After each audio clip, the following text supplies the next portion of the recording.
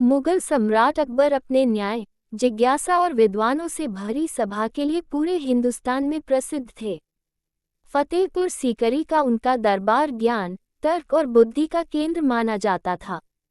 उसी दरबार की शान थे राजा बीरबल, जिनकी चतुराई और हास्य बुद्धि के किस्से आज भी जन जन की जुबान पर हैं।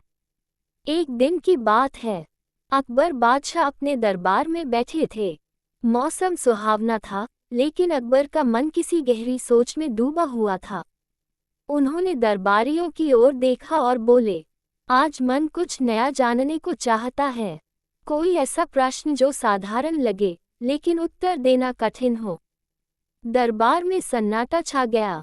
तभी अकबर की नज़र बीरबल पर पड़ी, जो हमेशा की तरह शांत भाव से खड़े थे।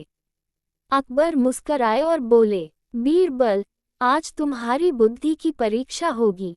बीरबल ने हाथ जोड़कर कहा, जहां पनाह की आज्ञा सिर आंखों पर। अकबर ने अचानक दरबार में खड़े एक युवा सैनिक को बुलाया।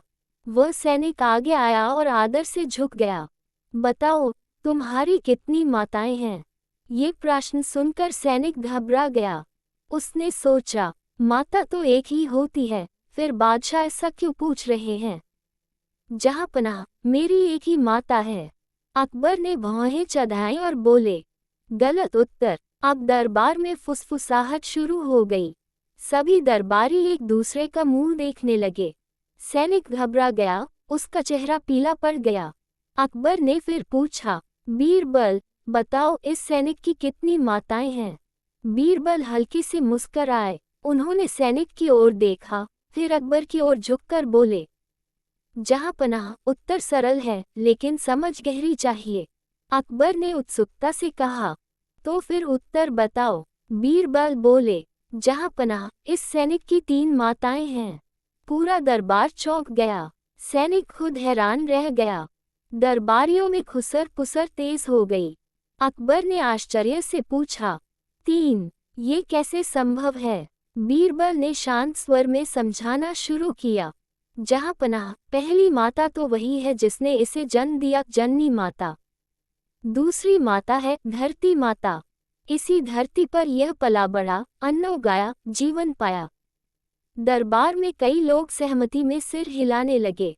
और तीसरी माता है गाय माता, जिसके दूध से यह बड़ा हुआ, शक्ति पाई, जीवन का पोषण हुआ। पूरा दरबार वाह वाह से गूंज उठा। बीरबल, तुमने फिर सिद्ध कर दिया कि बुद्धि केवल किताबों में नहीं, सोच में होती है। लेकिन कहानी यही समाप्त नहीं हुई। अकबर ने मुस्कुराकर कहा, लेकिन बीरबल, क्या यही पूर्ण उत्तर है? बीरबल ने विनम्रता से कहा, जहां पनाह, यदि अनुमति हो तो मैं इसे और विस्तार से समझा सकता हूँ।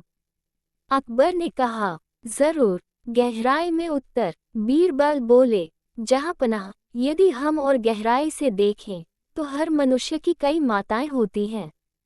दरबार फिर शांत हो गया।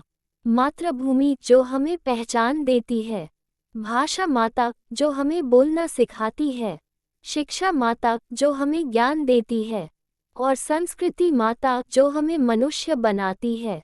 अब तो दरबार में सभी दरबारी भावुक हो गए। अकबर स्वयं गंभीर हो उठे। अकबर उठ खड़े हुए और बोले, आज बीरबल ने केवल एक प्रश्न का उत्तर नहीं दिया, बल्कि हमें जीवन का सत्य समझाया है। उन्होंने सैनिक की ओर देखा और कहा, आज से तुम केवल अपने माता पिता के नहीं, बल्कि धरती, संस्कृति और समाज के भी पुत्र हो। सैनिक की आंखों में आंसू आ गए। उसने झुककर कहा, जहां पनाह, आज मुझे जीवन का नया अर्थ मिला।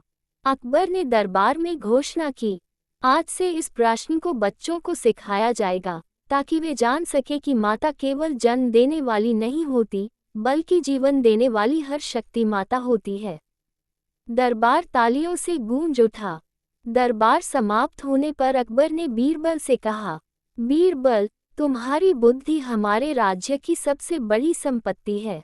बीरबल ने झुककर कहा, जहां पनाह, बुद्धि तो ईश्वर की देन है। मैं तो केवल उसका माध्यम हूँ। इस कहानी से हमें ये सीख मिलती है कि माता केवल एक नहीं होती, जीवन देने वाली हर शक्ति माता के समान होती है। सच्ची बुद्धिमत्ता वही है जो मनुष्य को विनम्र